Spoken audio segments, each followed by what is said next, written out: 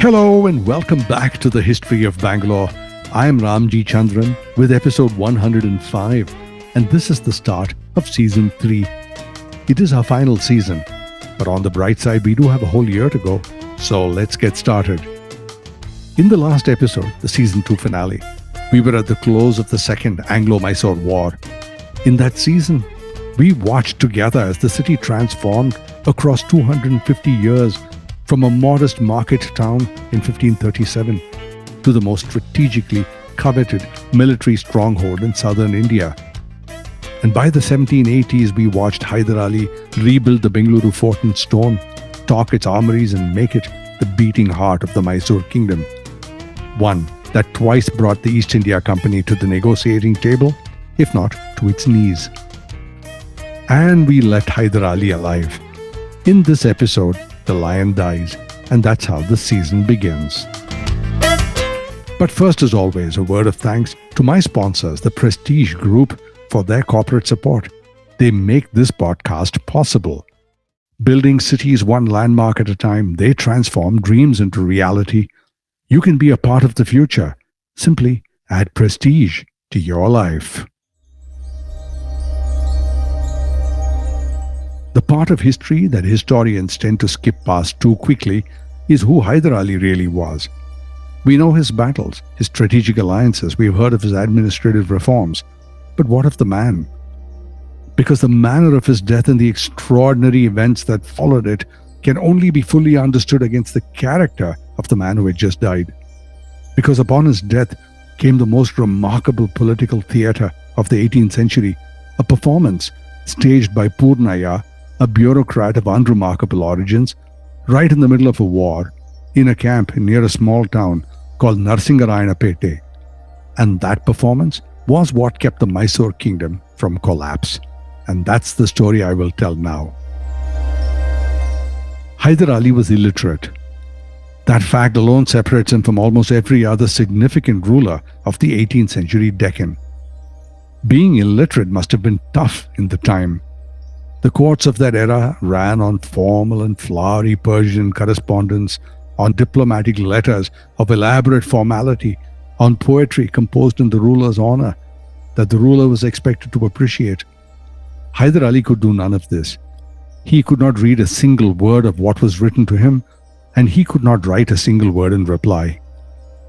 What he had instead was a retentive memory of extraordinary precision and power, and an acuity of judgment that made him, by all accounts, nearly impossible to deceive.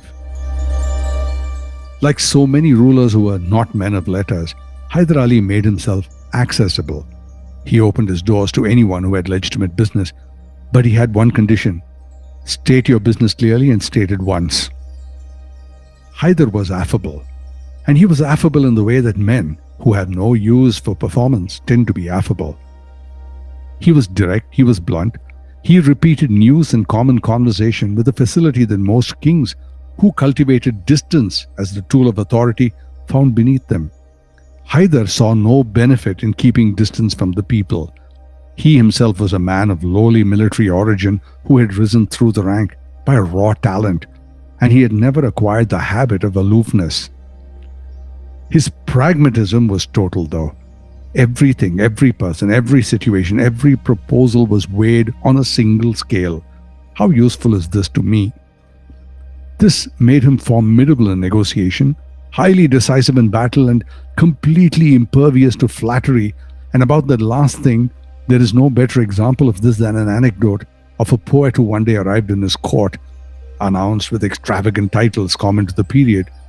And this poet proceeded to recite an elaborate composition declaring Hyder to be the greatest king on earth, whose very name caused his enemies to tremble.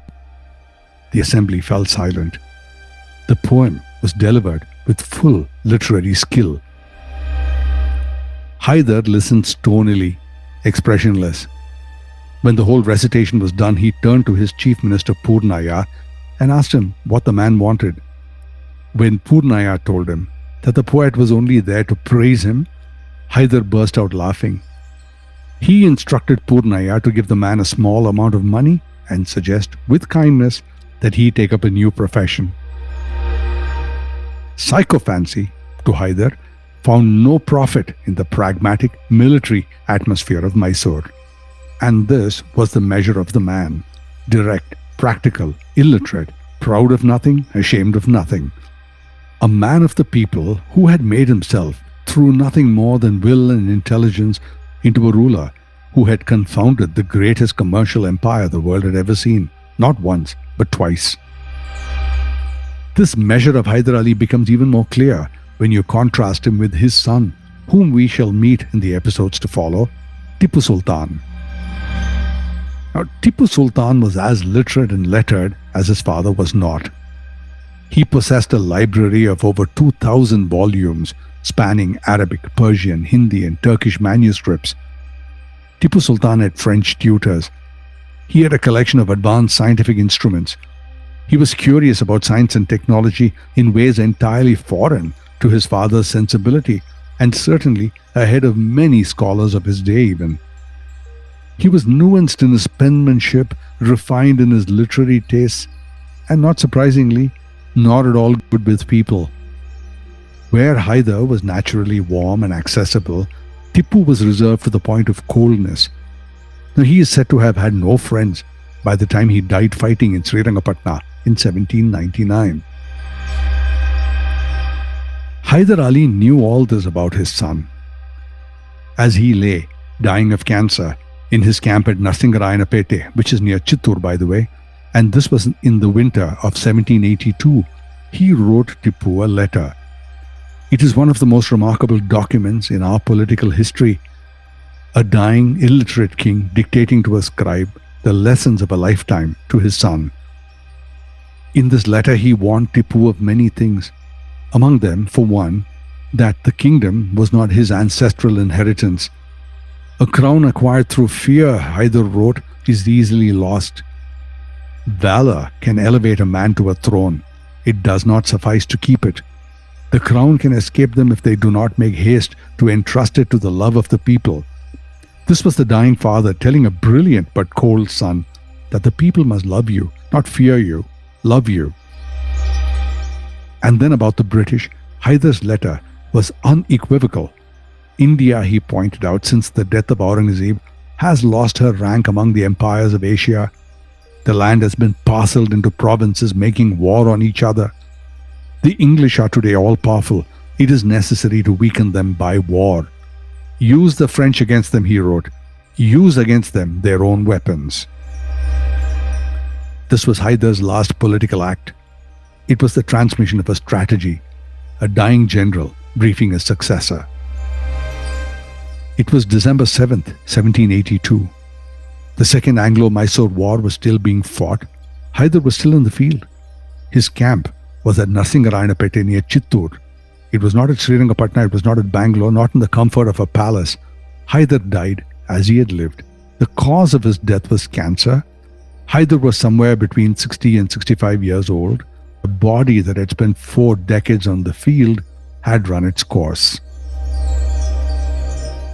And now for a commercial break, and when I'm back, the story of Hyder Ali, his death, and the remarkable events that followed it. Right after this.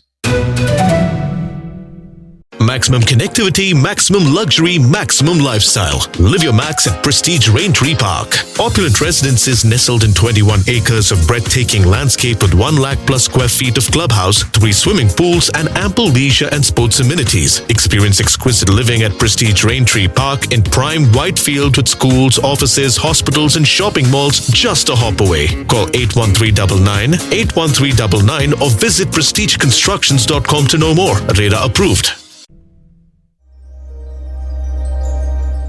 The moment that Hyder Ali died, a crisis of the first order presented itself. The Second Anglo-Mysore War was active in full. The British forces were in the field. Tipu Sultan was not at his father's side. He was on campaign in Purniah on the Malabar coast. An army learns within hours when its commander has fallen. And an army that learns this mid-war without a clear successor physically present does not remain an army for long. It becomes a mob, or it surrenders. The man who understood this and who decided on the spot to prevent chaos from happening was a brilliant bureaucrat, Purniah. Purniah was Hyder's chief minister. He was the man that Hyder had trusted with his finances. Purniah was of unremarkable background. Like many people of his station, he was a Brahmin in a court that was not structured around Brahmin influence. He had risen entirely through demonstrated competence. And in the hours after Hyder Ali's death, he made a decision that required a quality rarer than courage.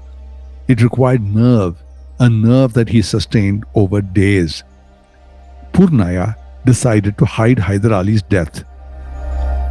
He, together with his cohort, Krishna Rao, ordered that Hyder Ali's death be kept completely secret and the body was embalmed. They preserved it in a chest filled with aromatics, and then it was placed in a closed palanquin. And to anyone who asked why Hyder's palanquin was suddenly covered, servants, scholars, messengers, diplomats, the answer was always the same. Hyder Ali, they said, was unwell. He was resting. He should not be disturbed. This alone, one must understand, would have been extraordinary, but Purniah took it even further. The body needed to be moved without arousing suspicion.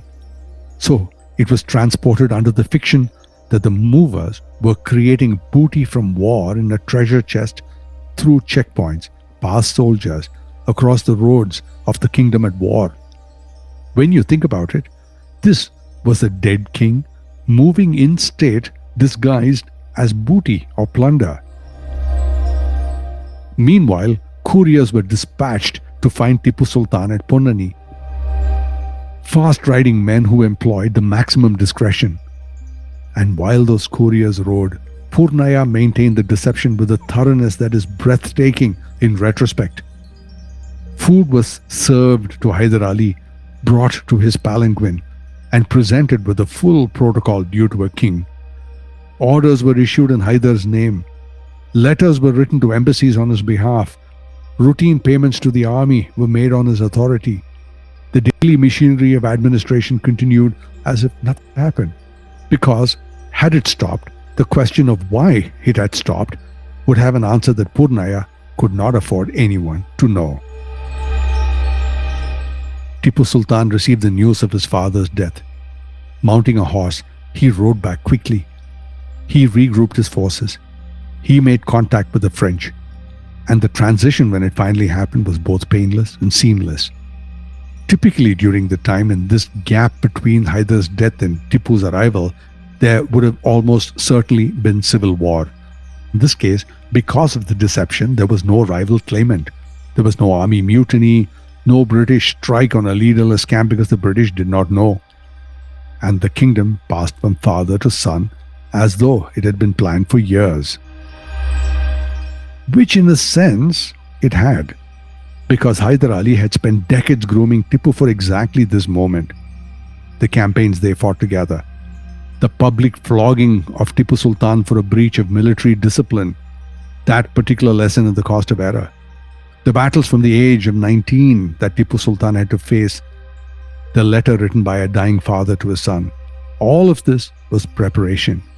And when the moment came, the preparations held.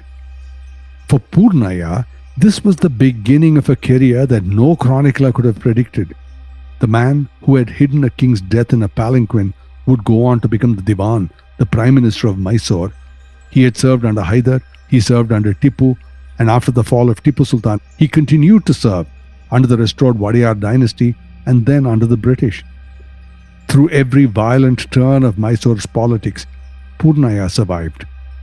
By nothing more than an unusual and uncommon ability, and the quality that his performance in December 1782 demonstrated above everything else, his capacity to keep his nerve while everything else was in the balance.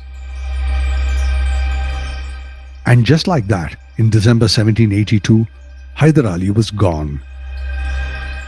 The man who had built Bengaluru's fort in stone, armed it, importantly industrialized it, and made it the pivot of the kingdom. This was a man who had been celebrated in the United States of America, in taverns in Philadelphia, honored in American courts, battleships and racehorses named after him. and who had done more to build the state of Mysore and the city of Bangalore than any other. This man died in a camp near Chittoor. The cancer in his back said to have grown to the size of a large disc. The war still running, and a son riding hard to take his place. The Second Anglo-Mysore War would end with the victory of Tipu Sultan and the Treaty of Bangalore in 1784, 2 years after Hyder died. This was the treaty under which the British were compelled for the first time in their history in India to negotiate a peace and recognize Mysore's sovereignty on broadly equal terms. It was a humiliation, one that they would spend the next 15 years preparing to reverse. But that story, Tipu Sultan's story and Bengaluru's next chapter, begins in the next episode.